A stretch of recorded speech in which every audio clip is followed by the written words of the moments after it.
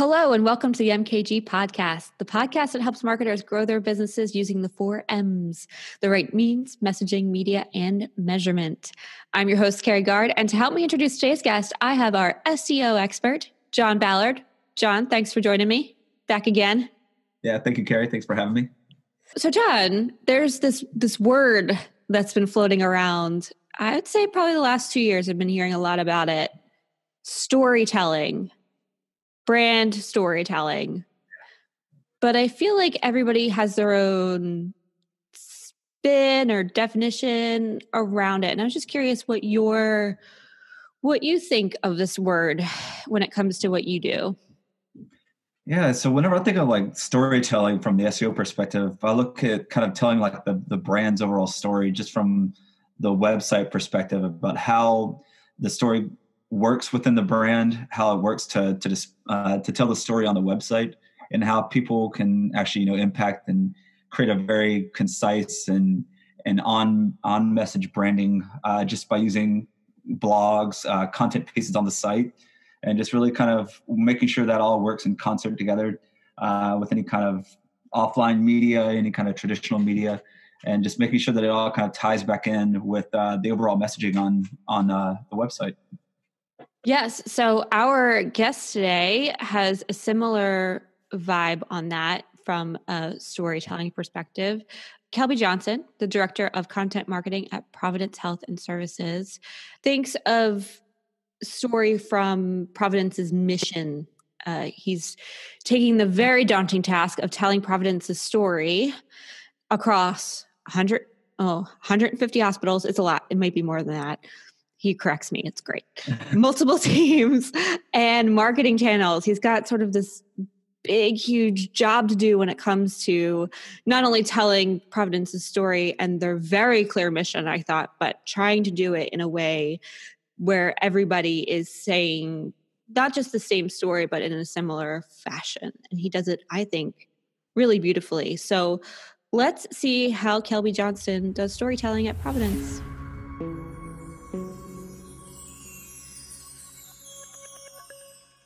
Kelby Johnson, thank you for joining me. Hey, Carrie, thank you for having me. I'm really excited about this. Kelby, you and I go back, oh goodness, 6 years, 7 years Something now? like that. Yeah. It's been a long road, and I love what you guys. I love that you keep doing what you're doing over there at MKG, and happy to be here. Well, we're really happy to have you because you've bounced around a bunch, but you've landed recently, not recently, at Providence Health and Services, and you're doing some cool, I'm going to keep this PG, cool stuff over there. I've been here about 3.5 years. I started in July 2016, and previously to me coming on board, they didn't have anybody really focused on content. They had a blog, they had some writers and stuff on the creative team that were doing some decent stuff, but they didn't have anybody really kind of layering on the strategy and kind of around content, the governance and all that stuff, and then figuring out how do you really do content marketing. And so I was hired as their first content person, and I have for the 3 years been a one-man shop doing this, and my purview remit, if you will, has expanded over those 3 years just because I can't help myself to say yes and dive into so many different things. But it's fun, and it's just one big puzzle. It is one big puzzle because Providence is so big. I mean, it's three hospitals. I want to say 150 hospitals and about 800 clinics across 7 states. So we have a footprint mostly on the West Coast. It's Washington, Oregon, California, Montana, Alaska, and we acquired a Catholic system in Texas, and they had some partnerships in Nevada. So pretty vast. And there's about 120,000 caregivers, which is what our employees are called, throughout that 7 region. And that ranges from, the doctors down to the subject matter experts to the assistants. So it's a pretty big organization. And matter of fact, I think it's either the second or third largest Catholic hospital system in the States. So how do you keep everybody then, because most of your job is creating that overarching sort of brand messaging, right? Of how the brand sort of talks to not only caregivers, but who the caregivers are helping, the patients as well, correct? Yeah, I mean, it's really the strategy that I've had to employ. You know, unlike some of our competition, like Cleveland Clinic, for instance, there's a woman named Amanda over there, and she has a crew of about 35 people that are writers, designers, interactive creators, SEO experts on all the things.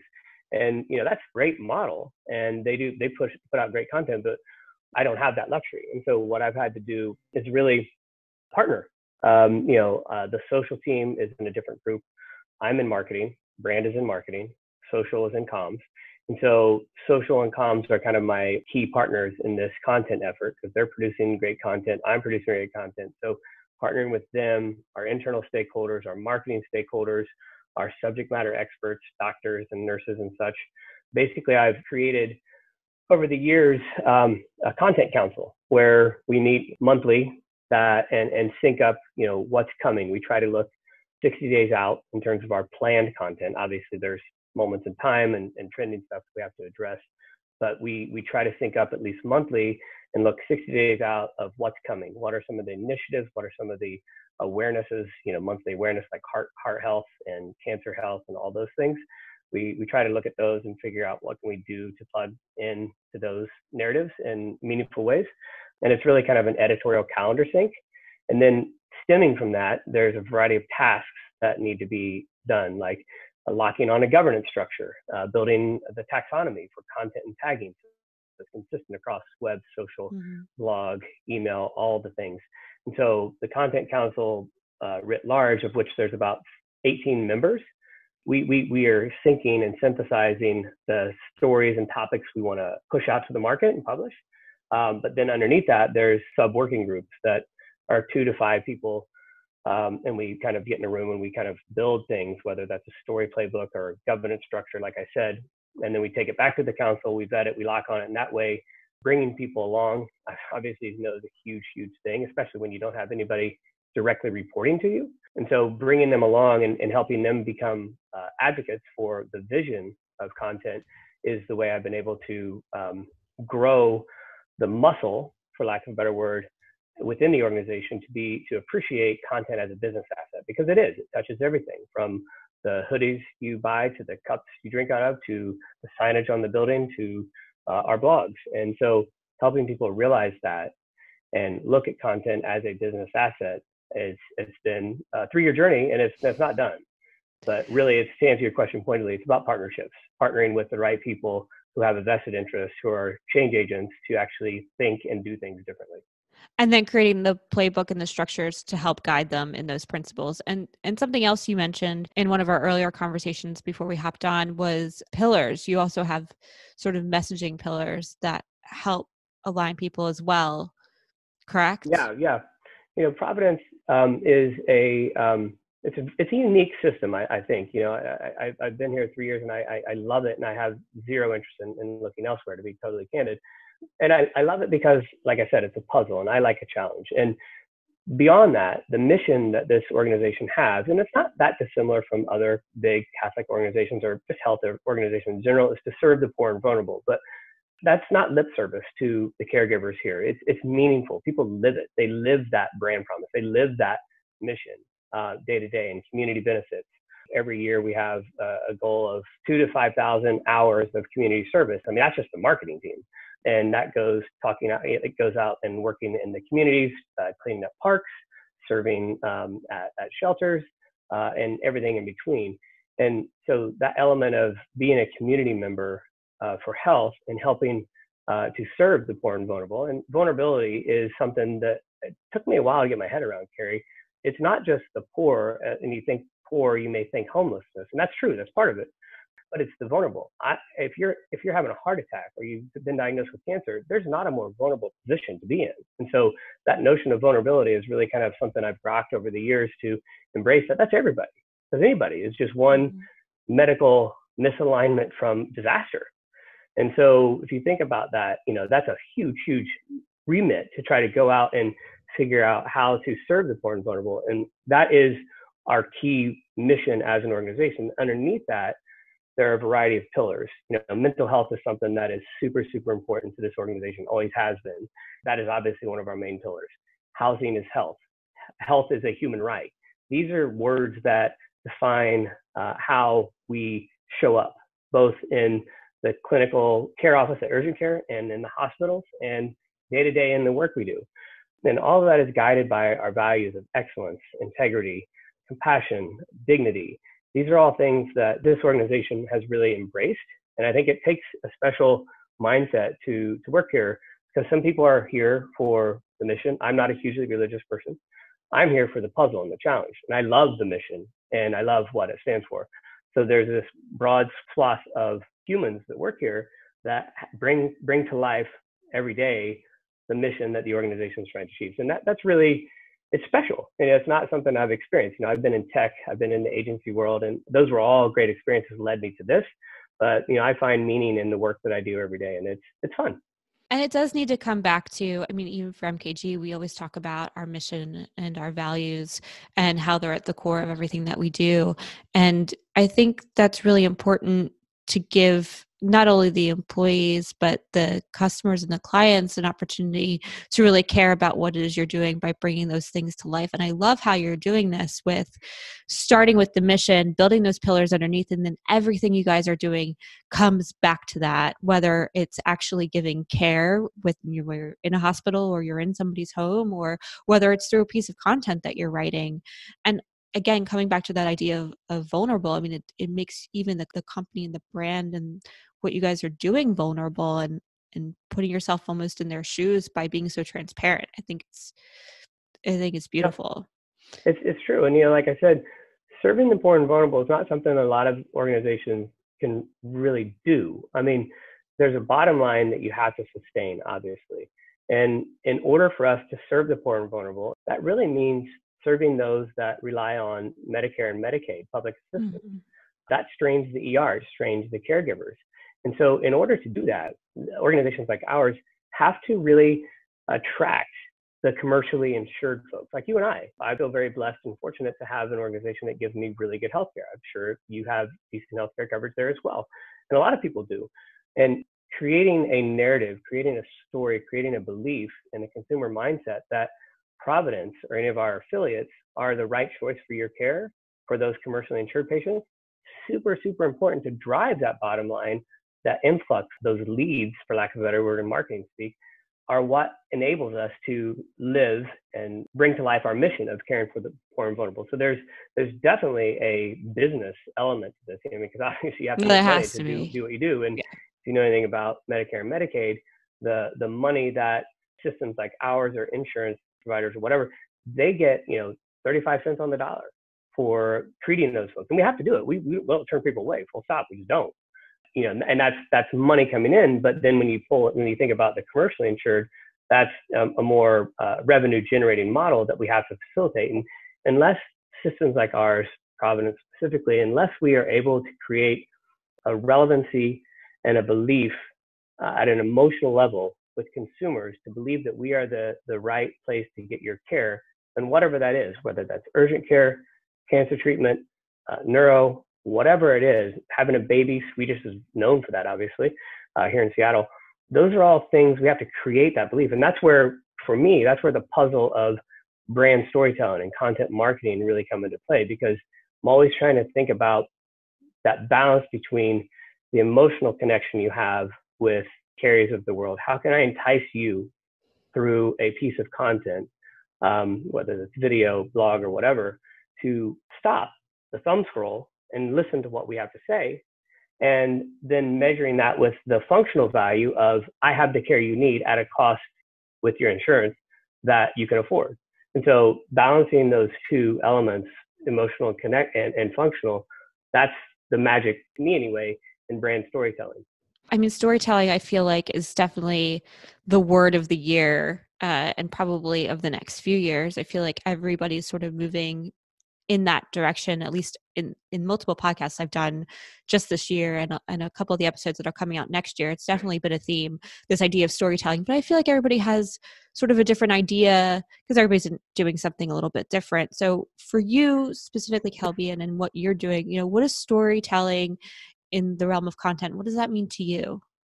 That's a great question, and I think you're right. It's been one of those buzzwords, just like content marketing, for years, and I think it's becoming more important. Just recently in September, I went to the content marketing world, and I'd say probably 30% of the tracks there were around storytelling, and I attended most of them, and they were super, super important and informative. But to me, it's really about the prose. It's so easy to write a educational piece that is fact-based, clinically backed with a few quotes, not dissimilar from a press release. It's obviously a little more texture around it than a press release, but that's easy. That was, 5 or 6 years ago. Now I think there's an element of going back to that notion of emotion or humanity. How do you pull the humanity of the brand, the passion, the reasons for why we're here, why we care, how we care? How do you pull the essence of that into assets, whether it's video, audio, blog, whatever? How do you pull that humanity and lead with that to tell a story that is believable and relevant in a moment in time to a specific individual? I mean, getting down to that level of one-to-one is super hard, and we're just not resourced right now and technologically savvy enough. Most healthcare systems aren't. But I think the storytelling is really kind of pulling forth that humanity and thinking about it as not every piece of content is going to have the beginning, the character building, the middle. What did they overcome? What was their new status quo? What changed about their situation? Not every piece of content is going to do that, but thinking in that structured approach to narrative, and just like a novel, adds a layer of depth to the content that you build and the stories you tell as the brand. So bringing it to life, showing that the essence, creating characters in a blog article, that's totally feasible. You may not have the chance to go through a whole journey of an individual character, but you can at least plant the seed of this character, make it more relatable to the readers, and make it more have a more of an emotional connection, so that they can actually see themselves in the content. I think that's the true essence. It's the humanity and building content that consumers or humans can see themselves reflected in. So I'm a big fan of saying, we have to show them a mirror. For instance, our in-house research team pooled about 850 consumers and asked them what their perception of homelessness and housing insecurity was. A big issue for us, because I'd mentioned housing is health. If we can solve the housing issue, there's a real health benefit that comes with that, and that has positive societal ramifications if we can actually do that right and get to the root cause. But the research team did this study with consumers and asked them, things like, who's responsible for it? What are the root causes? How does it appear to you? Those types of things. And so we took that content and turned it into a data-centric story and created an interactive experience around it that basically, my intent is to show consumers a mirror of how they perceive homelessness. Because if you think about homelessness as a topic, just taking that as one, it's a one-to-one issue. It's not like cancer. It's not like dyslexia or some of these other things that are 1 in 5 and 1 in 3 or whatever it is. But homelessness is one-to-one. We see it every day. We walk past it every day. It could be in our backyard. It could be on our way to work. It could be on our stroll in the park. Whatever it is, we see it. And it's such a massive issue that we feel we can't do anything about it. And there's this compassion fatigue notion that we have to overcome. And so my point is, with this data, we're able to say, here's what consumers like you think about this topic. Here's how they perceive it. And showing them that mirror, my hope and hypothesis is that it will relate to them. It'll say, oh yeah, this is right, but here's the alternative. Oh, and here, by the way, inserting Providence in a relevant way, here are some of the things we're doing with our partner ecosystem to truly address homelessness, like sustainable housing partners and volunteering and all the other things in between to try to address the issue. That's an example of how I believe showing consumers a mirror in the context of a brand story, it can help change perceptions and ideally establish an emotional connection that people would want to interact with our brand. And because it's relatable. Right, exactly. 100% relatable. I mean, it's certainly a problem. Both of us live in or near Seattle, and it is certainly prevalent here. And even just hearing you talk about it strikes a chord. I can't wait to see this piece of content in January. Through your partnerships, like you talked about with the different teams there at Providence, are coming up with content ideas. That's one way you did it. How do you consistently come up with content ideas? Because I feel like you're always generating new ones. Your blog is always full. Your social media is humming. Where are these ideas coming from? That's it's both a blessing and a curse for me, is I can't stop the ideas. It's just, my mind operates in bubbles. And it's just a matter of which bubble can I grab and actually go with. A lot of it comes from me, but then I rely specifically on my partners in the content council to pressure test that and rein me in. And then luckily I have an amazing agency out of Cincinnati called Writer Girl, and they have earned their reputation around focusing on healthcare content specifically. I saw them at the SHSMD concert, which is a healthcare related conference that is nationwide, a couple years ago. And when I was looking for a new content partner last year, they were top of my list. So far since this past May, they are the drivers from our editorial perspective anyway, our blog. They are the drivers of the topics. And just a quick note on the process, typically how that works. We try to look 60 days out for our planned content. And what my agency does is they propose topics. We write about 20 pieces of content each month. They propose 30 or 40 topics. I take the ones that I think would be relevant, and then we source them through the Content Council and ask for feedback based on what's happening in the different regions at a given time. And, whether it's heart related, nutrition related, women's health related, or aging, or whatever in between, we source them and we capture the essence of what the collective wants to write about. And then we lock on those 15 or 20 topics, and then we go, Writer Go goes, writes the articles. And that's a mix of both text-based blogs, infographics, and such.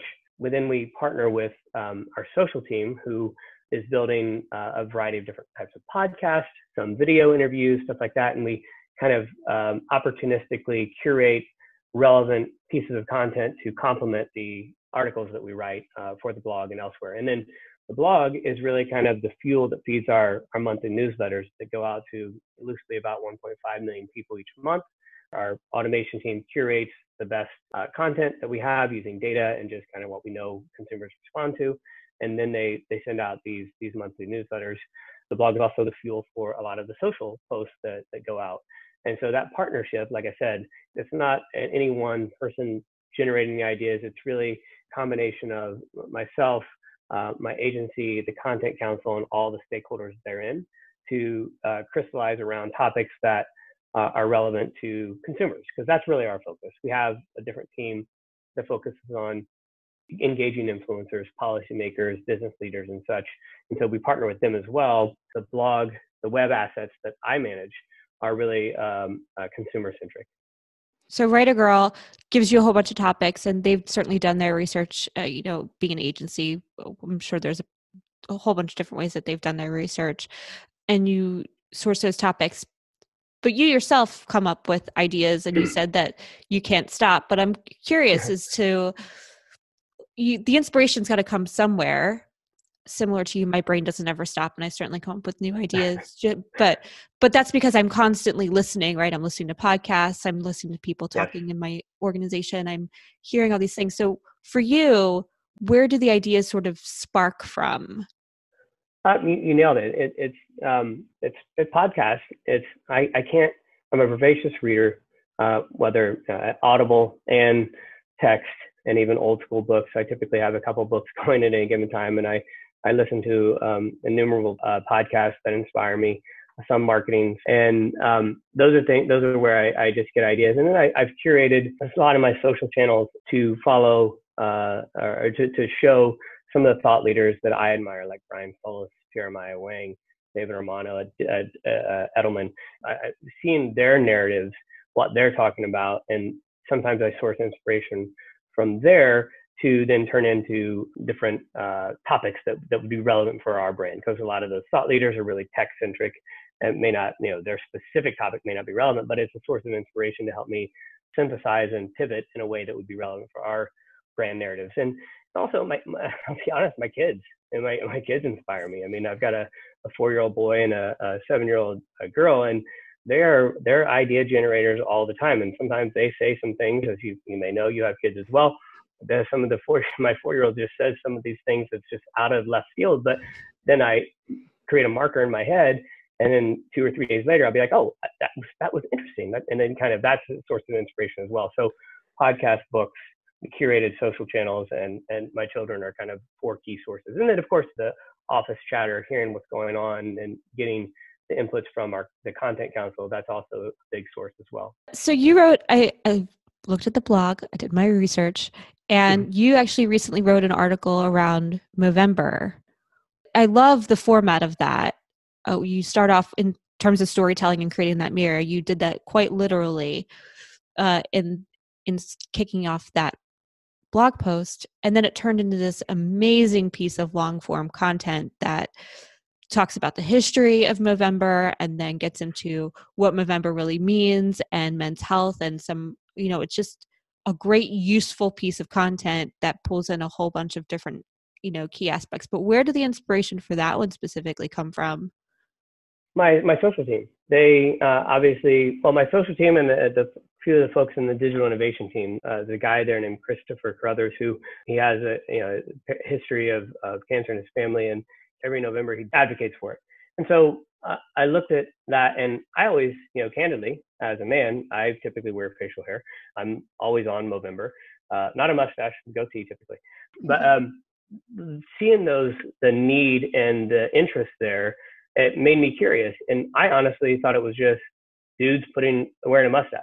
And so I decided to create some space over a couple of days and do my research. And come to find out, the Movember charity is the biggest charity for men's health issues. And I didn't know that until this. And so it was a little bit of investigative journalism to kind of dig into a topic. And as you mentioned, long form content, that's something that we don't do a lot of, but I've read so many articles about how if you can create a one-stop shop around a topic, that resonates with people. And so that article specifically was really an experiment to see if, can I set it up with a character and do a little bit of storytelling so that I could draw people in, again, have them see a mirror and have it relatable. And then dive into, okay, what was the foundation of this? Where did this start? How did it start? It started in Australia. And then why does it matter? What are the medical or the health issues that they're really focused on? Prostate, testicular cancer, and mental health, depression, suicide specifically. And that was super eye-opening. And now, I felt so enlightened as to why men during the month of November do this now. And I feel more educated. Shame on me for not knowing that previously, but regardless, it was a fun way to kind of dive into a topic that was timely and relevant. And my hope is that the readers will actually take that piece of content and understand, and like me, have some level of an epiphany as to why and how this whole movement was created. And so thank you for your praise on that. It was a fun effort. And I don't, candidly, as again, a one-man shop, I don't get that much freedom to write. And I love to write. And that was a labor of love, if you will. Long form pieces of content are incredibly powerful, just being a one-stop shop for resources. And then from an SEO perspective, our SEO experts, I'm sure, would be screaming for the mountaintops if they could, how important long form content is. But in terms of the resources to pull those together, it's the constant roadblock we hit with our clients of just time. And you mentioned it too, like not having the resources. Luckily, you love to write and you yourself could sit down and do the research and make this thing happen. But you can't do it all in terms of writing all the content. And you talked about how your resources are a bit limited, how you don't have a full team. And I think it's really interesting how you've become really creative in looking at the resources that are available within the company and pulling those together and looking outside from to other agencies like a Writer Girl. And it sounds like your partnership with Writer Girl has expanded, because initially when we talked a month or so ago, you were just using them for infographics because you needed visual content, and that was sort of a gap for you. They quickly ramped up and found our voice. It took a couple months. In the agency, you're going to have that lead time. But it's gotten to the point where I don't even need to, I review them because I'm interested, but I don't really need to spend a lot of time editing the content they're building because they nailed it consistently. So yeah, that expansion, and I intend next year to even expand the relationship with them further, because I realize they work on an hourly basis. So you buy a number of hours, blah, blah, blah. I realized that we didn't have enough hours at the outset. Again, it was a pilot experiment with the new agency, but as they proved their salt, I definitely want to expand that relationship with them next year. But they are consistently helping to crystallize and think more diligently about what we're trying to do with our mission and our brand voice. And so they're a major partner in our storytelling machine. And why did you start with infographics with them specifically? Infographics, we know that that's one of the most shared things on social. So that was a data point. And so we didn't have enough of those. We had some in-house ones that I felt were, for lack of a better word, a little pedestrian, that we needed a little more creative flair. And I think an agency and an objective outside partner really does help bring that objectivity to think differently and bring a new way of packaging content. And so that was one of the big tasks I worked with Writer Girl on at the outset, was how do we get smarter and better about our visual content. And it started with, what we realized, this was a kind of a learning over the last few months. Our infographics were they were long. They weren't long form content, but the visual itself it required you to do a little scroll. And if you think about that on a mobile device, that's not ideal. And so what we did about 4 months ago, Writer Girl came to me and said, we like these, but we have this idea we want to experiment with. And so I was like, perfect. So we've condensed the actual visual to be less scroll centric, if you will, thinking about a mobile design right there in the center of the page or the screen. And so I think we're experimenting with that now to make them a little more condensed versus, a multi-page PDF, if you will.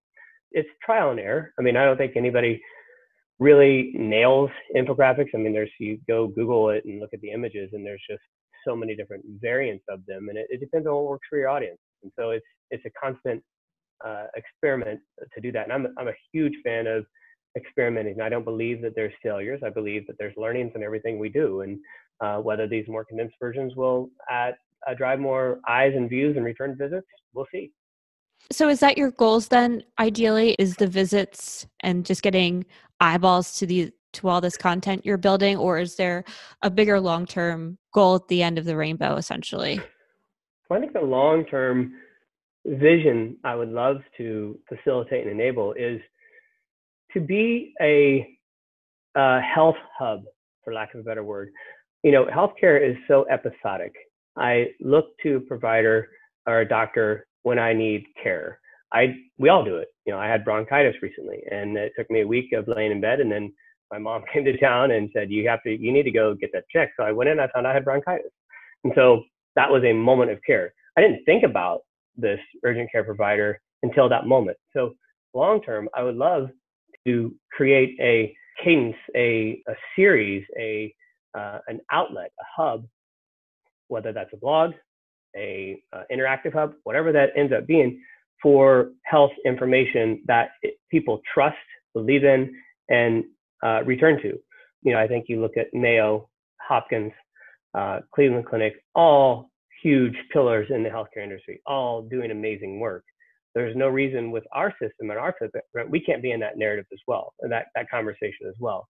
And that's my goal, is not necessarily to be like them, but to do what they've done to create that trust, that emotional connection, that belief in the content that they produce, whether that is research papers, whether that's articles, whether that's interviews with subject matter experts like doctors, whatever that is, a combination thereof. I believe that we have an opportunity. There's white space to do that, because I don't believe that any healthcare brand, any healthcare organization is really doing storytelling exceptionally well. I think there's fits and starts, and there's definitely some interesting things like Kaiser's Thrive. There's a very interesting brand narrative. It's focused, it's relevant, it's relatable, but I think there's white space in there to do something different, and that's space I'd like to occupy. And to do that, I think we have to turn our content and our brand into something that is less episodic and more always on. And so if you think about whether that is a anonymous space like a blog or a logged in state, whichever it is, or some combination thereof, you create an outlet for people to both learn and act. So that learn, emotional connection. This is for me. I believe you. You can treat me. And then how, functional, how do I get treated? Do I need a virtual visit on my mobile device, or do I need to go in to see my primary care doctor? Which primary care doctor? Where? And so that is kind of my long-term vision. But when I say return visits, I believe that that is a signal of relevancy. So if we see and we have through the blog, I've seen return visits jump, I want to say 80 to 90% year over year between 18 and 19. That's great. I mean, to me, that is a validator of we're building content that more people want to come back to. Now, our monthly average visitors are nothing compared to what a Cleveland Clinic or somebody else has. Cleveland, again, they have a massive machine. I don't have a machine yet. I'm building one, content machine that is, but they have a massive machine, and they've been able to monetize their blog, Health Essentials, which is great, because they can get 1 million to 1.5 million visitors every single month. We're tracking at maybe 200,000 a month. So to get to that, monetization is a goal. It's not the goal. It's to be relevant, helpful, and ease consumers' way to get the care they need. That's my goal.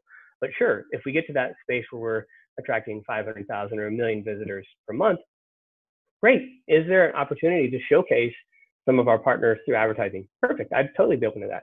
But the real goal in terms of return visitors, as I mentioned, that is really just a metric that I look at because that's a relevancy metric. There's others, the basic web metrics, bounce rates, and all those things. Conversions is really important. What are people doing after they read a blog? I look through my analytics platform and I can trace, they viewed a blog, then they looked at the doctor, then they scheduled this appointment. Great, blog had value. And being able to attribute that is a nut that I'm trying to crack with UTM codes and stuff like that, being able to attribute back to a specific action that is causal versus correlated. And so I hope that answered your question in terms of how I think a little bit about data, return visitors, signal value, really kind of the North Star long-term is really creating a health hub and really focusing on the relevancy in ways that will create a emotional connection, a belief that we can ease consumers' ways to get the care they need. I think return visitors is so interesting because I'm not sure it's all that looked at, especially for, tech. I think healthcare makes a ton of sense to be looking at return visitors because you want them to always come back to you in getting care. It's to your point, that care is episodical and it comes in waves. Once you establish that foundation, especially with a healthcare system or a doctor, you want that person to keep coming back. And I think that could be relevant outside of healthcare and for other brands and other companies as well, especially when you're talking about creating just a place where people believe in your brand and want to come back and want to engage. And then when you're talking about the bottom line, obviously, money is important from a selling standpoint. And then you talk about upselling or selling, further beyond that initial sale. If you're talking about subscription, you want them to come back month over month over month. And so how do you keep them engaged? How do you continue to give them useful information, that's free essentially, that they don't necessarily have to log into to get, I think is where the value comes in for sure.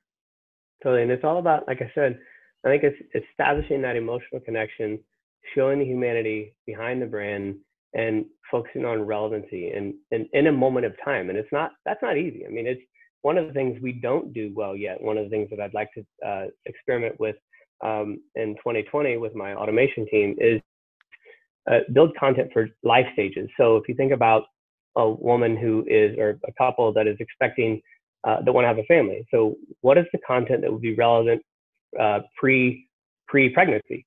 What is the content that would be relevant during pregnancy? What is the content post-pregnancy? And then what is happening when they're moving into tween and teen years? And so you think about that as a mechanic or construct for building content. You could also think about generations. You could build for boomers, Xers, but thinking about life stage content is something that I think adds a level of personalization, relevancy in the moment.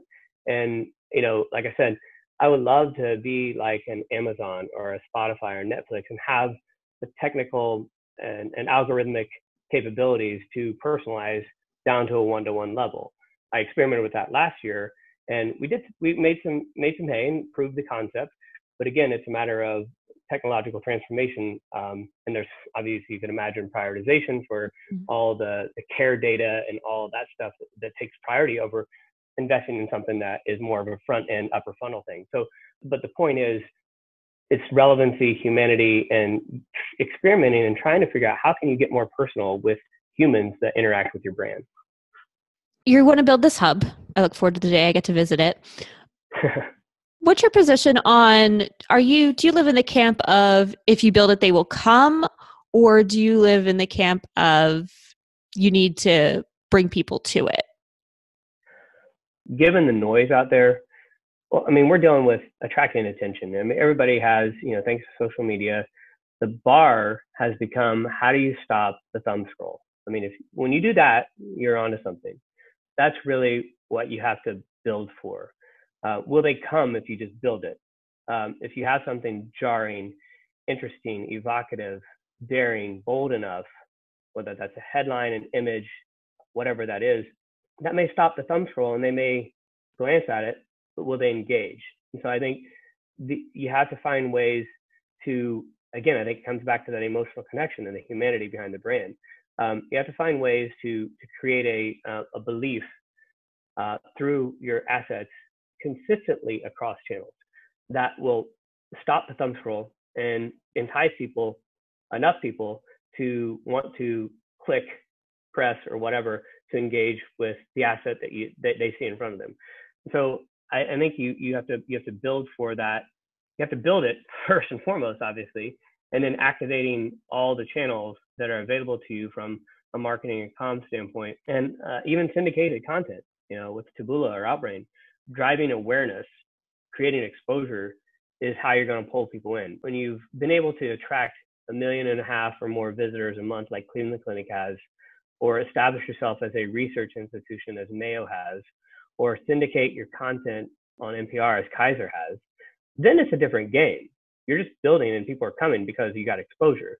But in order to get exposure and get traffic and engagement, you have to be crafty and really figure out what are those exposure points that are going to drive that quality traffic to your blog, to your website, to your sign up for emails, to your social channels, and all the things in between. So I don't think you can just build it and call it a day. You really have to be mindful and strategic about how you're executing. And I think I would like more resources to improve the way we execute and publish content across channels in a more consistent way. And that starts with the journey that we're on right now. We're in the throes of building a new brand platform. We are a system of Catholic and non-Catholic institutions. Obviously, you can imagine the difference in belief systems and narratives that are available in each of those camps, Catholic, non-Catholic, and having a unified brand and a story and a voice.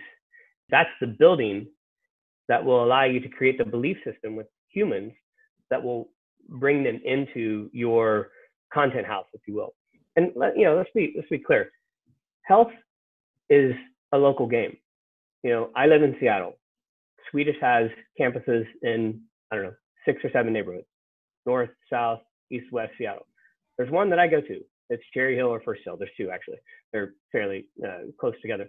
That's my hospital. I mean, it's not like a mad affinity for the brand. It's a convenience factor. So there's a proximity element when you think about health or anything for that matter. But there's a proximity element. And once you've gained that belief in that hospital or that doctor at a hospital, your tendency is to go with that. I think it's less so with younger generations. They're a little more flighty, and that's fine. That's even a bigger challenge. But I think healthcare is local. And so operating at the system level where I am with a blog, I have to partner with my regional stakeholders to make sure, this is why I have the content council. I have to partner with my regional stakeholders to ensure that I'm pulling from them the essence of what they want to talk about, so that when we publish content, that resonates with them and their audience that they're trying to reach in Montana or in Alaska or in Southern California. That's the essence of the build. So you have to build it, broadcast it in a meaningful way, publish it in a meaningful way, all while pulling in inputs and leveraging inputs from the people that are on the ground that know that are humans that they want to pull into their system. Hence the challenge that you clearly signed up for. Yeah. It does. It sounds like this massive blessing and a curse in that you don't have necessarily your own team of resources. You have vast resources that you seem to be engaging in the right way, where you're saying, this isn't about me, Kelby Johnson, what I'm trying to accomplish. It's about what you, as the people on the ground, and what you're trying to accomplish, and how I can help you enable that, essentially. And I think when you create that narrative, even internally, to help everybody sort of work together, I think becomes really powerful and enables. Yes, it's a bit trickier. I would think, in sort of sitting at the top and looking at this giant puzzle and all of these pieces and how they work together. But it sounds like from a blessing standpoint, you actually get bigger reach than if you just had your own team sitting where you are, pulling the levers themselves. That's an interesting perspective, an interesting take. And I think there's truth to that. My job is, I would probably say 70% listening and understanding, what my colleagues, stakeholders, content partners, whatever you want to call them, need, want, desire, and how can I contribute to that? Whether that is an agenda that the social team is pushing around mental health. Okay, I know that now. Your angle is this. How can I support it? My access points are blog, web, and email. Theirs are shared and earned. And then how can we then take those kernels of ideas to inform our media that is, the paid approach. And so it is this kind of piecing together. I've used puzzle, but it is literally piecing together the puzzle. And this has been a 3.5-year journey of being able to establish the trust with the people that I know that I need to engage, the channel owners, the thought leaders, the change agents throughout the organization, and finding ways to gauge them in relevant ways and to build that trust so that they see value in the content. Because Providence is not a content organization. It's not a storytelling organization. And that's the challenge that I've embraced and adapted. And I'm grateful to have the opportunity with our CMO and my manager, the lead for branding, to have the space to actually try to do that.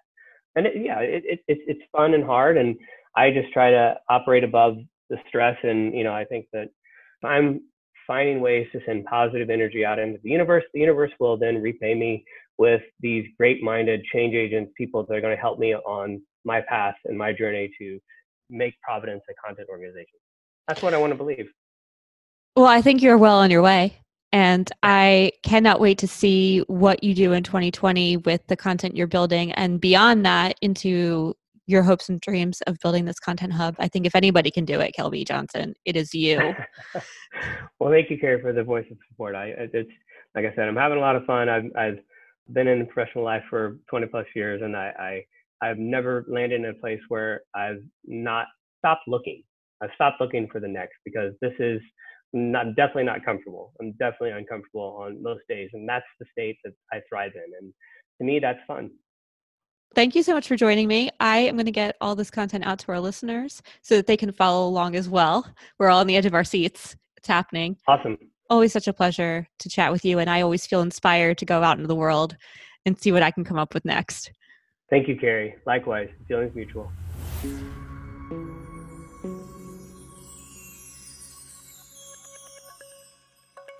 So that was my interview with Kelby. John, are there any healthcare clients you've seen or any ads in healthcare, either from our clients or previous clients, that have, really stuck with you over the years? Yeah, so this one client I had, it was Texas Health Resources, and there was a big get one year when we were doing a commercial spot, and they had Matthew McConaughey be the spokesman for it. And I just remember sitting in the meeting, and when it was announced that he was going to be the spokesperson, everybody kind of like cheered out. You're like, yeah, we got Matthew McConaughey, great. But then you see the commercial, and it was just him kind of talking randomly over health-related matters, and I didn't think it fit what the brand was doing. It didn't tell the story of the brand at all. It was just basically to get a name and then use that name to sell the product. But there was no connection between the actual branding messaging and what the actual spot was saying. It's just Matthew McConaughey talking for the sake of Matthew McConaughey talking. So basically, this is what you don't want to do. Yeah. This is a bad storytelling moment right here when you're using just to sell something that's not related at all. Terrible. And Kelby did exactly the opposite of that, right? He constantly is trying to bring real. I just saw he mentioned in his podcast one of these campaigns that he just did that launched in January, where he actually brings in real people talking about what it was like to be homeless before Providence gave them their lives back, essentially. And it's so compelling because it's coming from real people who are going through it. And that makes it so much more relatable than Matthew McConaughey, who is a multi-millionaire that nobody can really like ever put themselves in his shoes, essentially. And so two totally different strategies. There's one clear right way, I would say, and one clear, maybe not so right way. Yeah, I definitely loved his anecdote about telling the homeless people stories. I think that kind of resonates, especially from a local perspective. It makes a lot more sense than having faceless corporate guy sing your praises. And I have that link down in the show notes. So be sure to check out a real life example of what Kelby was talking about. And if you want to learn more about Kelby Johnson, you can find him on LinkedIn. Again, his link is in the show notes, as well as to that one piece of content Kelby talked about, as well as their blog. Be sure to definitely check out what Providence Health is up to and all of their content and what Kelby's got going on over there. This wraps up season 2 of the MKG podcast. If you enjoyed all 8 episodes, be sure to give us a rating so we can stay top of mind for new listeners, and smash that subscribe button because season 3 is going to drop sometime in March and you don't want to miss it because we've got some great guests lined up. Make sure that you are ready to hear season 3 the minute it's out and there for you to listen to. And thank you for listening to the MKG podcast, the podcast that helps marketers grow their business using the 4 M's, the right means, messaging, media, and measurement. I'm your host, Carrie Gard, and until next time.